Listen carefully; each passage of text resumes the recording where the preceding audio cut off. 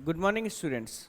I welcome you all at the digital and learning platform of Jagrati classes. Today, we are discussing about our first chapter of class 12, that is relation and function. First of all, if we know about relation, first we discuss about the Cartesian product, sets and Cartesian pair. तो सबसे पहले हम यहाँ पर देखेंगे कि किसी relation को डिफाइन करने के लिए सबसे पहले हमें सेट पता होना चाहिए, फिर उसका कार्टेशियन प्रोडक्ट पता होना चाहिए और उसके बाद में हम कार्टेशियन पेयर के मिड में ही रिलेशन स्टेब्लिश करते हैं. देखिएगा, सबसे पहले मैं बात करूं सेट, है ना. तो सेट आपको पता होगा, collection of well defined objects. Set की डेफिनेशन क्या होती है?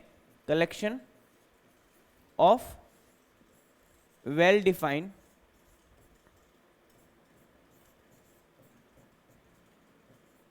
Objects.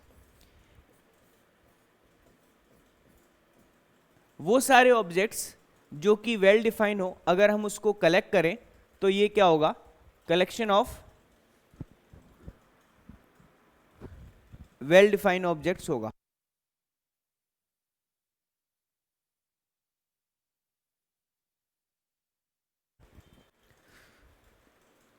So collection of well defined objects मतलब अगर मैं बोलूं एक सेट ए है, वो इंग्लिश डिक्शनरी में वोवेल्स को रिप्रेजेंट करता है, मतलब इंग्लिश अल्फाबेट्स में ए ई आई ओ यू, है ना. तो ये अपने पास क्या होगा? वेल डिफाइन होगा. मतलब हर कोई जानता है कि इंग्लिश में वोवेल्स जो होते हैं टोटल 5 होते हैं. अगर मैं बात करूं एक सेट दूसरा बी जो है एक सेट है, वो है नेचुरल नंबर्स का, या फिर हम बात कर सकते हैं ऐसे नंबर जो 2 से डिविजिबल नेचुरल नंबर है. तो हमारे पास 2, 4, 6 और 8 और मामला चलता जाएगा. ठीक है. सी एक मैं सेट ले लेता हूं. ठीक है. ये मैं ले लेता हूं वीक्स के ऐसे डे जो कि टी से स्टार्ट होते हैं. ठीक है. तो एक तो अपने पास क्या आएगा? ट्यूसडे. ठीक है. और एक आएगा थर्सडे. उसके अलावा कोई ऐसा डे जो टी से स्टार्ट होता है? नहीं. तो हम बोल सकते हैं कि इस तरीके से हमारे पास वेल डिफाइंड कलेक्शन कर रहे हैं हम. किसका? ऑब्जेक्ट्स का कर रहे हैं. ये जो फॉर्मेट होता है ये रोस्टर फॉर्मेट होता है. एक और होता है सेट बिल्डर, और इसके बारे में क्लास 11th में हमने फर्स्ट चैप्टर में बहुत अच्छे से पढ़ रखा है. अब हम बात करेंगे यहाँ पर रिलेशन की. तो सबसे पहले हम क्या करेंगे? इस सेट का कार्टेशियन प्रोडक्ट करेंगे. ठीक है. तो देखिएगा, कार्टेशियन प्रोडक्ट ऑफ सेट क्या होता है? Cartesian product of two sets. अगर हमारे पास एक सेट ए है, ठीक है, और दूसरा सेट बी है, तो ए क्रॉस बी जो होता है वो ए एंड बी का कार्टेशियन प्रोडक्ट होता है. और ये और कुछ नहीं, X and Y order pair का सेट होता है, जिसमें ईच एक्स बिलोंग्स टू क्या होता है? कैपिटल ए होता है, और y बिलोंग्स टू क्या होगा? कैपिटल बी होगा. ठीक है जी. इसका मतलब अगर मैं a कोई सेट लूं 1,2 और b सेट है हमारा 3,4, so Cartesian product of a and b ये हमारे पास क्या आ जाएगा? 1,3, 2,3, 1,4, 2,4. ठीक है. तो इस तरीके से हम क्या कर सकते हैं? कार्टेशियन प्रोडक्ट निकाल सकते हैं. अगर मैं a क्रॉस b की जगह पे b क्रॉस a निकालूं ना, तो इसका मतलब b के एलिमेंट्स पहले आएंगे 3,1, 3,2, 4,1, 4,2. ये सारी की सारी चीजें हम क्लास 11th में पढ़ चुके हैं, बट यहाँ पर रिलेशन हमें पढ़ना है, तो एक क्विक रिवीजन हम इसका देख लेते हैं. ठीक है. अब देखिएगा, यहां पर हमें पता चल रहा है कि a क्रॉस b का जो वैल्यू है वो b क्रॉस a के इक्वल नहीं है. ठीक है जी. ऑलवेज ऐसा हो ये जरूरी नहीं है, काफी बार इक्वल भी आ जाता है, वो भी केस अलग होता है, वो भी हम टाइम आएगा तो देखेंगे. नेक्स्ट में हम बात करते हैं रिलेशन की. ठीक है. रिलेशन एक्चुअल में अगर मैं बोलूं एक रिलेशन अगर R जो है वो A से B में डिफाइन है, कहाँ से कहाँ तक डिफाइन है, A से B में डिफाइन है, तो R is nothing but subset of A cross B, because किसी भी रिलेशन को स्टेब्लिश करने के लिए हमें मिनिमम 2 ऑब्जेक्ट्स चाहिए होते हैं, और ये 2 ऑब्जेक्ट्स हम इस कार्टेशियन प्रोडक्ट से यहाँ पे प्राप्त कर रहे हैं, गेट कर रहे हैं, और इन्हीं पेयर्स में जो एलिमेंट्स हैं इन्हीं के मिड में हम क्या करेंगे, रिलेशन स्टेब्लिश करेंगे। ठीक है, अब देखिएगा R जो होता है वो subset of A cross B होता है। अगर R A से B में डिफाइन क्या है, एक रिलेशन है, तो हम क्या लिख सकते हैं, if capital R is a relation defined from set A to B, then R is a subset of A cross B।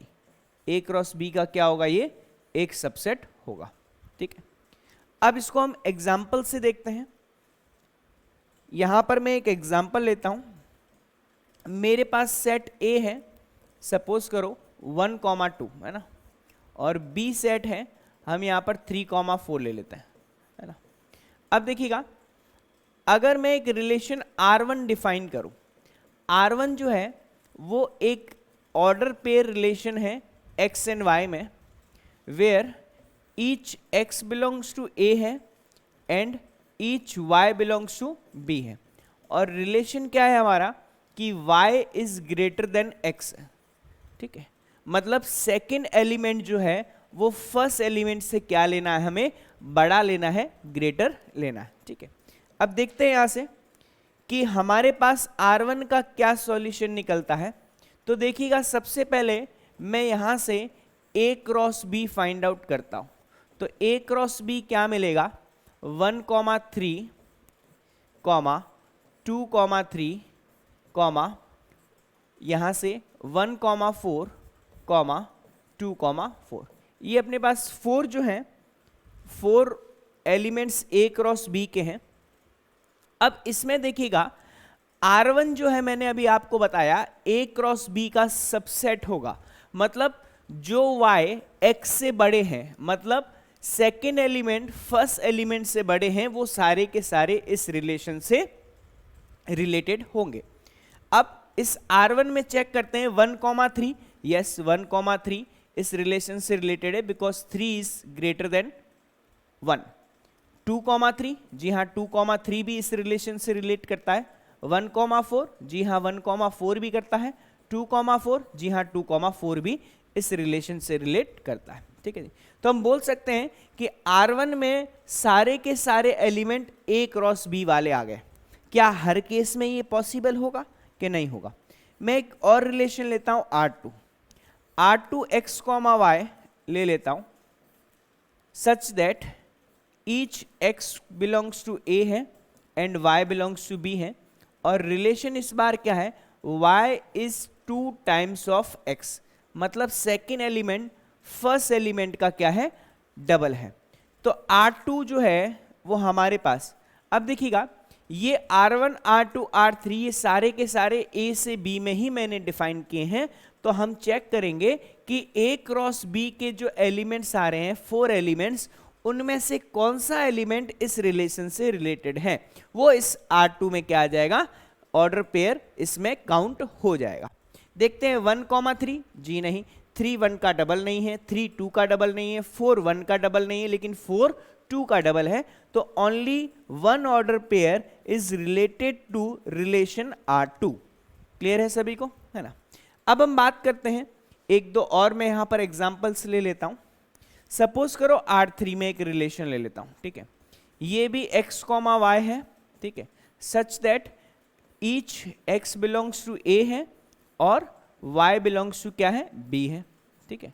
और यहां पे इस बार रिलेशन में ले रहा हूं Y is 4 times X, second element first element का 4 टाइम्स है। सो R3 देखिएगा गौर से, 1 3 2 3 1 4 2 4, कौन सा आ रहा है भाई, 1 4 आ रहा है। तो 1 4 is related to this relation R3।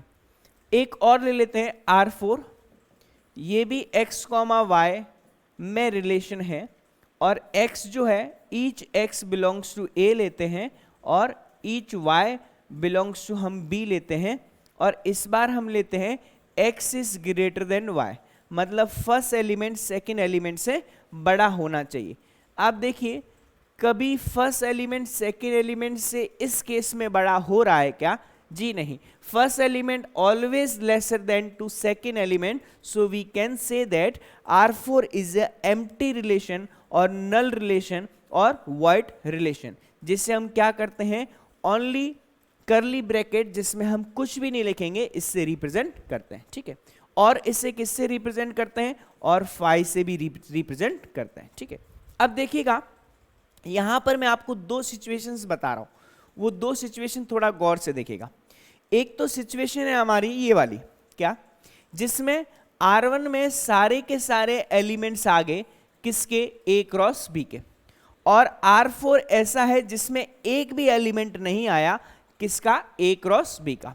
तो जब किसी रिलेशन में A क्रॉस B के सारे एलिमेंट्स आ जाते हैं, जब वो रिलेशन A से B में डिफाइन होता है तो वो रिलेशन कहलाता है कौन सा? Universal relation. इसे हम क्या बोलेंगे? Universal relation. और अगर एक भी एलिमेंट यहां पर नहीं आएगा R4 में A क्रॉस B का, तो इसे हम बोलते हैं वॉइड रिलेशन, वॉइड या फिर बोलते हैं नल या फिर बोलते हैं एम्प्टी, है ना, तीनों ही नाम चलते हैं, एम्प्टी रिलेशन, ठीक है। तो आप देख सकते हैं यहां पर हमने दो मेजर रिलेशन के बारे में देखा, एक तो यूनिवर्सल रिलेशन और दूसरा वॉइड नल या फिर एम्प्टी रिलेशन, और ये किस तरीके से डिफाइन होते हैं मैंने विथ एग्जांपल भी आपको यहां पर बताया, ठीक है जी। अब इसके बाद में इसके अलावा और कौन कौन से रिलेशन होते हैं उनको भी हम देखते हैं। एक रिलेशन होता है आइडेंटिटी रिलेशन, मैं यहां पे लिख देता हूं, आइडेंटिटी रिलेशन, ठीक है। आइडेंटिटी रिलेशन का मतलब ये होता है कि जैसा x है वैसा का वैसा क्या होना चाहिए? y होना चाहिए। इसका मतलब अगर अपने पास a इक्वल्स टू सपोज करो 1, 2, 3 है, एक रिलेशन R जो है वो A से A में डिफाइन है, हो सकता है भाई दो सेट सेम है। इसका मतलब जब हम A cross A find out करेंगे तो हमें क्या मिलेगा? हमें मिलेगा 1, 1, 1, 2, 1, 3, फिर 2, 1, 2, 2, 2, 3, 3, 1, 3, 2 और 3, 3। अब इसमें अगर मैं एक आइडेंटिटी रिलेशन डिफाइन करूं, सपोज करो I से मैंने इसको रिप्रेजेंट किया, जरूरी नहीं I से ही करें, R से भी कर देते, फिर बोल देते कि R is a identity, is an identity relation. तो आइडेंटिटी का मतलब है अगर जैसा x है वैसा का वैसा y है, जैसा x है वैसा का वैसा y है, तो आइडेंटिटी रिलेशन में हमारे 1, 1, 2, 2 एंड ओनली 3, 3 ही क्या करेंगे? पार्ट करेंगे। इसके अलावा कोई भी एलिमेंट अगर आ जाएगा तो ये आइडेंटिटी रिलेशन नहीं होगा। So we can say that if R is identity relation from any set A to A, then R must be equals to x comma x for each x belongs to A, ठीक है। सारे x और y या फिर first element और second element क्या आने चाहिए? सेम आने चाहिए, तभी क्या होगा? एक आइडेंटिटी रिलेशन होगा, अदरवाइज ये आइडेंटिटी रिलेशन नहीं होगा, ठीक है जी। अब ये चीज आपको समझ में आ गई होगी। अब इसके बाद में हमारे पास 3 टाइप के और रिलेशन आते हैं। एक आता है रिफ्लेक्सिव, दूसरा आता है सिमेट्रिक और तीसरा आता है ट्रांजिटिव रिलेशन, ठीक है। देखते हैं नेक्स्ट में टाइप्स ऑफ रिलेशन।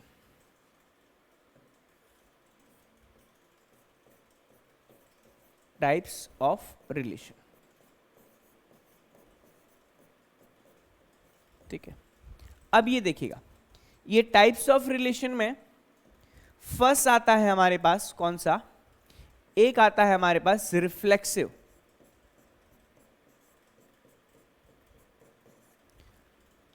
रिलेशन, ठीक है। एक आता है हमारे पास सिमेट्रिक रिलेशन,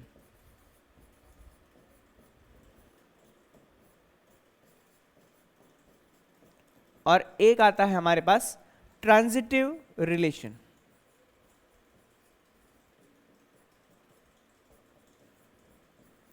अब इन तीनों की क्या कंडीशन होती है ये भी हमें समझना जरूरी है कि कोई रिलेशन रिफ्लेक्सिव कब होगा, सिमेट्रिक कब होगा और ट्रांजिटिव कब होगा। तो इसके लिए अगर हम एक सेट डिफाइन कर दें और उस सेट को बोले R, तो देखिएगा यहां से मैं डिफाइन कर देता हूं। R जो है वो डिफाइन है A से A में। इसका मतलब क्या होगा, इसका मतलब होगा R जो होगा वो सबसेट होगा A क्रॉस A का, ठीक है जी। अब अगर किसी रिलेशन में अगर मैं बात करूं A comma A is belongs to R for each A belongs to capital A, then it is called a reflexive relation, ठीक है। अब इसको मैं एग्जाम्पल से, पहले तो आप ये जो लाइन लिखी हुई है उसको आप अच्छे से समझिए। A comma A belongs to R होना चाहिए, मतलब जितना फर्स्ट एलिमेंट है सेम टू सेम उतना सेकेंड एलिमेंट होना चाहिए, दोनों सेम होने चाहिए और ये R से बिलोंग करने चाहिए। और हमारा A जो होगा वो सारा का सारा A से ही आएगा। जैसे मैं एग्जाम्पल के तौर पे बोलूं कि A हमने मान लीजिए ले लिया 1, 2 एंड 3, ठीक है। तो देखिएगा A क्रॉस A का वैल्यू है ना, A क्रॉस A का वैल्यू क्या होगा, 1, 1, 1, 2, 1, 2, 1, 3, यहां से 2, 1, 2, 2, 2, 3, 3, 1, 3, 2 और 3, 3, ठीक है जी। अब देखिएगा अगर मैं इसमें एक रिलेशन R लेता हूं और इसे मुझे क्या बनाना है, इसे मुझे रिफ्लेक्सिव बनाना है, तो 1, 1 लूंगा, 2, 2 लूंगा और 3, 3 भी इसका पार्ट लूंगा, ठीक है। अब ये तीनों आ गए हैं तो हमारा रिफ्लेक्सिव हो गया। अब कोई एक्स्ट्रा एलिमेंट आ जाए तो रिफ्लेक्सिव को कोई प्रॉब्लम नहीं है। मतलब अगर मैं इसमें सपोज करो 1, 2 को भी इंक्लूड करूंगा तो भी ये रिफ्लेक्सिव होगा। ध्यान दीजिएगा, आइडेंटिटी रिलेशन में ओनली 1, 1, 2, 2, 3, 3 ही होना चाहिए, ना इससे ज्यादा चलेगा ना इससे कम चलेगा। जबकि रिफ्लेक्सिव रिलेशन में ये तीनों आ गए मतलब हमारा काम बन गया। अब कुछ एक्स्ट्रा एलिमेंट भी होंगे तो भी चलेंगे, ये रिफ्लेक्सिव ही कहलाएगा। बात समझ में, रिफ्लेक्सिव का मतलब है खुद का रिफ्लेक्शन आना। तो 1 का रिफ्लेक्शन 1 आ गया, 2 का रिफ्लेक्शन 2 आ गया, 3 का रिफ्लेक्शन 3 आ गया। अब आगे आ रहा है कि नहीं आ रहा हमें मतलब नहीं है, क्योंकि A के जितने एलिमेंट्स हैं उन सभी का रिफ्लेक्शन हमने यहां पर ले लिया, ठीक है जी। तो ये हो जाता है आपका क्या, रिफ्लेक्सिव रिलेशन। अब मैं बात करता हूं सिमेट्रिक रिलेशन। जैसा नाम है वैसा ही काम है। अब देखिएगा सिमेट्रिक रिलेशन का मतलब क्या है कि अगर कोई A, B R से बिलोंग करता है तो उसका B, A भी R से ही बिलोंग करना पड़ेगा। अगर ऐसा होता है तो ये भी होना चाहिए अगर वो रिलेशन रिफ्लेक्सिव है तो। जैसे मैं एग्जांपल के तौर पे बोल रहा हूं, R इक्वल्स टू 1, 1 मैंने ले लिया, 2, 2 ले लिया, 3, 3 ले लिया। अब अगर मैं 1, 2 लेता हूं तो सुनिएगा, 1, 2, 2 और 3, 3 तक कोई प्रॉब्लम नहीं है, बिकॉज ये A B नहीं है, ये दोनों सेम ही है, ए है, बी है और सी मान सकते हैं ऐसा ना, 1 1 2 2 एंड 3 3। लेकिन जब भी ये दोनों डिफरेंट आएंगे, इन तीनों तक कोई प्रॉब्लम नहीं थी, ये तीनों हैं तो कोई दिक्कत नहीं, सिमेट्रिक चलेगा। लेकिन a कॉमा बी है और b कॉमा ए नहीं है तो दिक्कत आ जाती है। मतलब 1 कॉमा 2 यहां पर है और अगर 2 कॉमा 1 मैंने नहीं लिया है तो मुझे प्रॉब्लम होगी। तो मुझे इसे सिमेट्रिक बनाने के लिए 2 कॉमा 1 भी इसमें लेना पड़ेगा। बात समझ में आ रही? जैसे कोई रिलेशन में r ले लेता हूं, ठीक है, इसमें मैं ले लेता हूं 3 कॉमा 1, 3 कॉमा 1 है, इसका मतलब इसके सिमेट्रिक होने के लिए 1 कॉमा 3 भी होना पड़ेगा। तो ये क्या कहलाएगा? सिमेट्रिक रिलेशन कहलाएगा। या तो ये हो ही नहीं, ये ऐसा एलिमेंट हो ही नहीं, तो हम बोल सकते हैं ये एलिमेंट ही नहीं है, तो 3 कॉमा 1 का 1 कॉमा 3 नहीं ले तो कोई दिक्कत ही नहीं है। लेकिन अगर ये हो गया तो हमारा सिमेट्रिसिटी की कंडीशन अप्लाई हो जाती है, तो a कॉमा बी के लिए b कॉमा ए होना जरूरी है। अब लास्ट वन हम बात करते हैं ट्रांजिटिव रिलेशन की। तो देखिएगा ट्रांजिटिव रिलेशन में क्या, इसमें भी यही a कॉमा बी अगर r से बिलोंग करता है और b कॉमा सी भी अगर r से बिलोंग करता है, ये दोनों कंडीशन अगर इस किसी रिलेशन में आ रही है तो a कॉमा सी भी r से बिलोंग करना चाहिए if relation r is a transitive relation. ठीक है जी। अब इसको एक एग्जांपल से समझाते हैं। सपोज करो r, मैं ले लेता हूं यहां पे क्या 1 कॉमा 2, 2 कॉमा 1 है ना, या 1 कॉमा 2 और इसे मैं ले लेता हूं क्या 2 कॉमा 3। अब इसमें अगर मैं 1 कॉमा 3 भी इंक्लूड कर दूं तो आप देख सकते हो क्या, ये आपके ऑर्डर पेयर बन रहे हैं किसके, a कॉमा बी इसमें है, b कॉमा सी इसमें है और a कॉमा सी भी इसमें दिखाई दे रहा है। ये आपका a है, ये हमारा b है, अगेन आपका b आया है और ये c आया है और ये आपका a है और ये आपका c है। तो आप देख सकते हैं कि ये दोनों कंडीशन ट्रू होने के बाद में a कॉमा सी आ रहा है, तो ये हमारा क्या हो जाएगा, ट्रांजिटिव रिलेशन हो जाएगा। यहां तक मेरे हिसाब से आपको कोई दिक्कत वाली बात नहीं लगेगी। ठीक है जी। चलिए अब एक एग्जाम्पल हम ले लेते हैं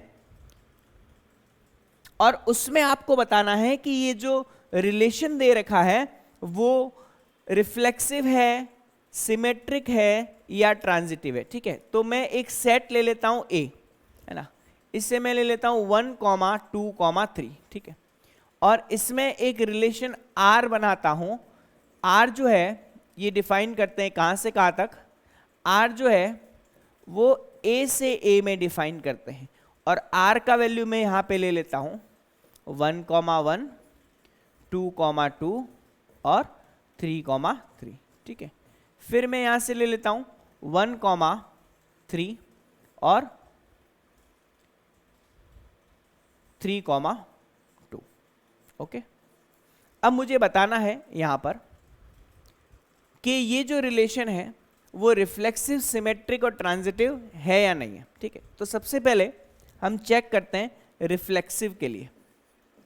रिफ्लेक्सिव जैसे आप लिखोगे आपको क्या करना है, हमें सीधा वही करना है क्या, a comma A belongs to r होता है for each a belongs to capital A। यहां पर कैपिटल A दे रखा है तो कैपिटल A लेना है, R दे रखा है तो R लेना, N दे रखा है तो N लेना। तो आप देख सकते हो 1 कॉमा 1 बिलोंग्स टू R, क्योंकि आप 1 के लिए चेक कर रहे हो, 2 comma 2 belongs to R, 3 comma 3 belongs to R। हमें 1 2 और 3 का रिफ्लेक्शन चाहिए और 1 2 एंड 3 तीनों का ही रिफ्लेक्शन हमें दिखाई दे रहा है। So we can say that so R is a reflexive, ठीक है, रिलेशन। ये चीज आपको क्लियर हो गई होगी। ठीक है, अब अगर हम बात करते हैं सेकेंड चीज, क्या रिफ्लेक्सिव हमने चेक कर लिया, अब हम बात करते हैं यहां से क्या, सिमेट्रिक है ना। अगर हम सिमेट्रिक की बात करते हैं तो simply a comma B belongs to R है, that implies b comma a also belongs to R if R is symmetric, है ना। अगर R सिमेट्रिक है तो हम क्या करेंगे, इस कंडीशन को फॉलो करेंगे। तो ढूंढिए इसमें सबसे पहले 1,1, 2,2, 3,3 को तो चेक करने की जरूरत ही नहीं, 1,3 को चेक करते हैं। आप देख सकते हो 1,3 बिलोंग्स टू R है। क्या 3,1 R से बिलोंग कर रहा है क्या? जी नहीं, 3,1 R से बिलोंग नहीं कर रहा है। और एक और एग्जाम्पल है क्या, 3,2 बिलोंग्स टू R है बट 2,3 R से बिलोंग नहीं कर रहा है। तो हम बोल सकते हैं R is not a symmetric relation, ठीक है, सिमेट्रिक रिलेशन। चलिए ये चीज आपको समझ में आ गई। सिमेट्रिक आ गया, रिफ्लेक्सिव आ गया। हम लास्ट में बात करेंगे ट्रांजिटिव की। Transitive relation. ट्रांजिटिव रिलेशन के डेफिनेशन तो हमें वही लिखनी पड़ेगी कि अगर ऐसा होता है तो ये ट्रांजिटिव होगा। a comma b belongs to R, b comma a belongs to R, that implies a comma c belongs to R होना चाहिए।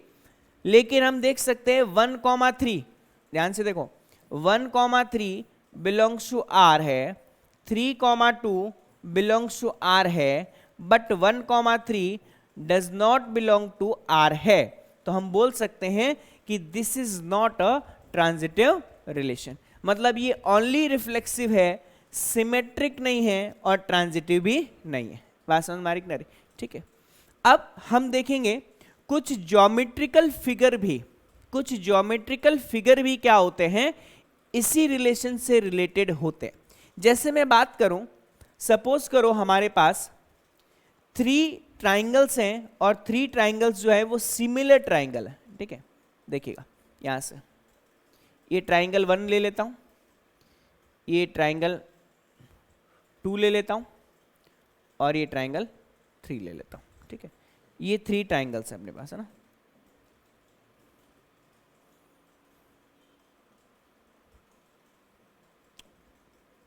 देखिएगा इससे हम T1 ले लेते हैं। ये ट्राइंगल अपने पास 2 है और ये ट्राइंगल अपने पास 3 है, ठीक है। अब देखिएगा, अब मैं इनमें रिलेशन स्टेब्लिश कर रहा हूं क्या। देखिए एक तो होते हैं कॉन्ग्रेंट ट्राइंगल्स, है ना, और एक होते हैं सिमिलर ट्राइंगल्स। दोनों में ही सेम कंडीशन लगेगी, ठीक है। तो मैं यहां से एक कंडीशन, आप इसको समझिएगा ना, ये समझने वाली चीज है।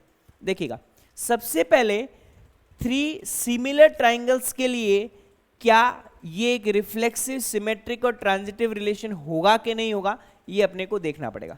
तो सबसे पहले मैं बात करता हूं किसकी, रिफ्लेक्सिव की। तो देखिएगा रिफ्लेक्सिव की बात करता हूं तो देखिएगा कोई भी एक ट्राइंगल उठा लीजिए, ट्राइंगल T1 कॉमा T1, है ना, बिलोंग्स टू R होगा, बिकॉज R जो है वो एक रिलेशन है सिमिलर ट्राइंगल,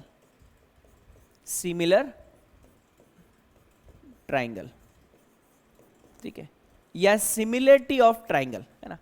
तो कोई भी ट्राइंगल T1 खुद के सिमिलर तो होगा ही होगा। सो R is a reflexive relation. बात समझ में आ रही कि नहीं आ रही, है ना, रिफ्लेक्सिव रिलेशन। अब अगर मैं बात करूं इसके सिमेट्रिसिटी की तो देखिएगा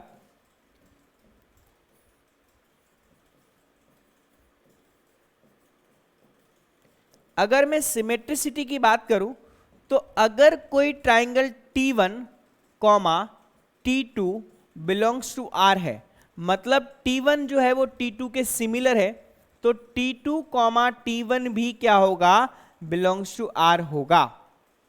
रीजन क्या है, अगर T1 सिमिलर है T2 के तो T2 भी क्या होगा, सिमिलर होगा ट्राइंगल 1 के। क्लियर है, तो ये अपना रिलेशन सिमेट्रिक जो होगा हो जाएगा। अब मैं बात करता हूं थर्ड वन, ट्रांजिटिव रिलेशन के ना, ट्रांजिटिव।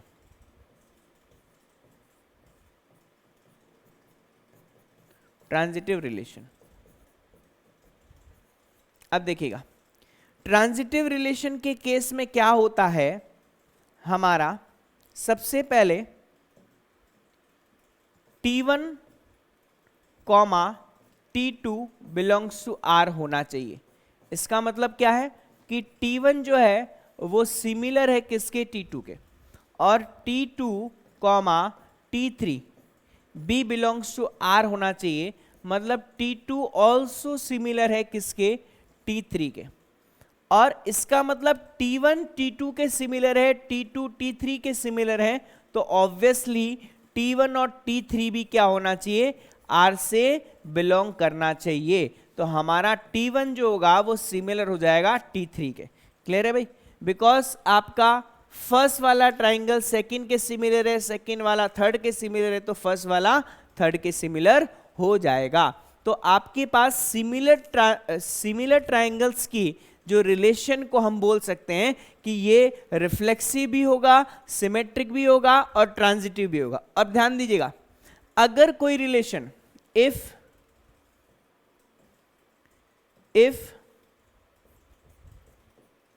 any relation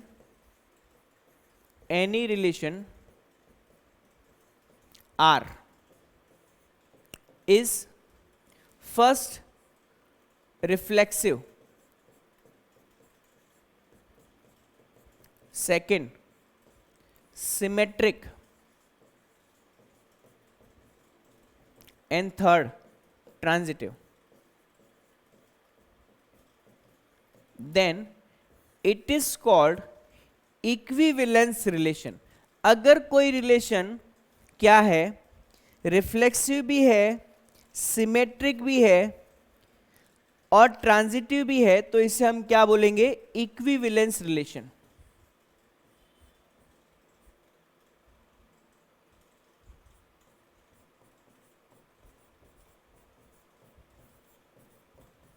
ठीक है, क्या बोलेंगे, इक्विवेलेंस रिलेशन।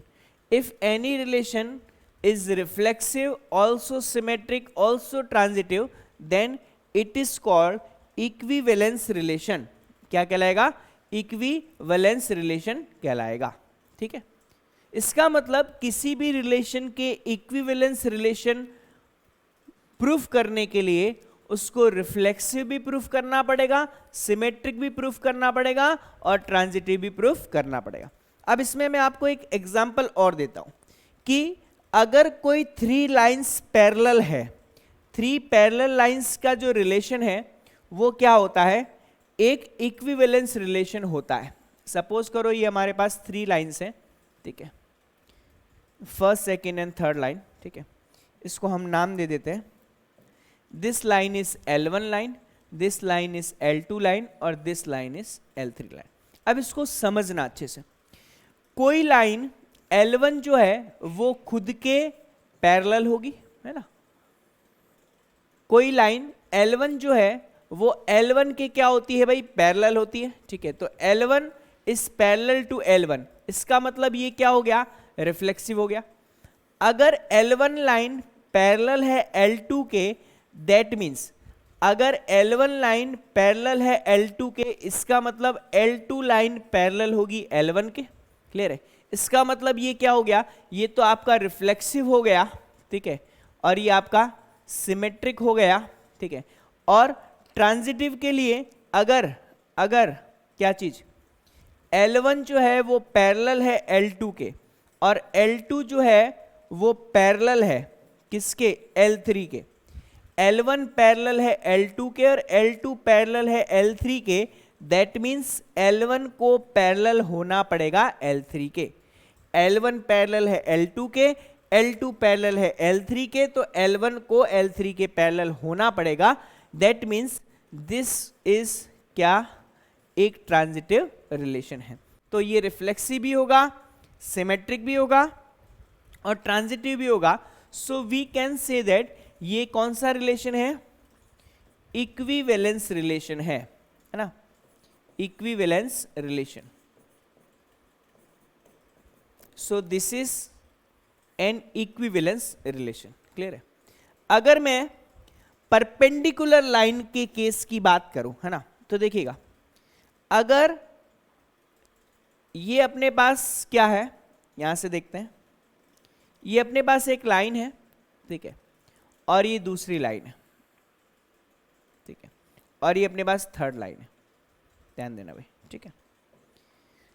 ये हमारे पास L1 लाइन है और ये हमारे पास L2 लाइन। तो देखिए L1 और L2 क्या है, परपेंडिकुलर है, ठीक है, और ये हमारे पास क्या है, L3 लाइन है, और L2 और L3 भी क्या है, एक दूसरे के परपेंडिकुलर है।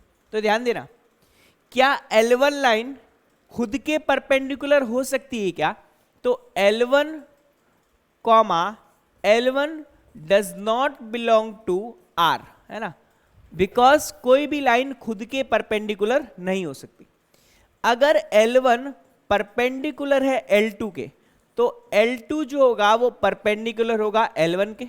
बात समझ में आ रही? इसका मतलब L1 L2 belongs to R होगा, और L2 L1 also belongs to R होगा।